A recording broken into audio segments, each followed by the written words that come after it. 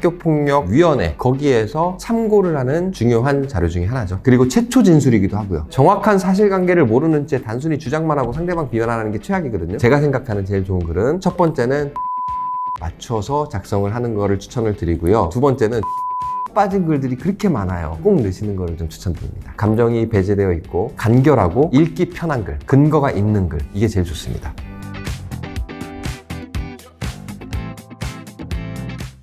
학교폭력 사건에서 보호자 확인서라는 말이 자주 언급되는데요. 보호자 확인서는 구체적으로 어떤 역할을 하는 문서인가요? 학교폭력위원회, 거기에서 참고를 하는 중요한 자료 중에 하나죠. 그리고 최초 진술이기도 하고요. 그렇기 때문에 생각보다 중요하게 생각하는 경향이 없지 않아 있습니다. 보호자 확인서를 좀 일목요연하게 잘 쓰고 증거를 제시하면은 이 학부모는 왠지 교육의 일부 책임을 잘 했을 것 같은 그런 느낌이 좀 받을 것 같은 느낌이 들거든요. 위원들의 입장에서 학부모님들이 그렇게 열심히 준비하고 노력했다는 것은 학부모의 관계, 그 다음에 아이의 교육 관계를 포함한 모든 상황, 이런 거에 대해서 간접적으로 읽기도 합니다. 이 학생이 평소 어떤 마음을 가지고 있고 어떤 성향을 가지고 있구나, 이것도 보호자 확인서를 통해서 읽는 분들도 계셨어요. 보호자 확인서를 작성할 때 적당한 분량이라는 게 좀 있을까요? 학교폭력위원회를 기준으로 말씀드렸을 때 너무 짧으면 이 학부모님이 학생에 대해서 관심이 없나? 쓸 게 별로 없나? 우리가 참고하고 보아야 될 게 별로 없나? 이렇게 생각을 할 수가 있거든요. 그리고 너무 중언부언 길면 핵심 포인트를 파악하기는 어렵습니다. 학교 와서부터 어떤 생활을 하고 막 이거를 일기같이 이렇게 쫙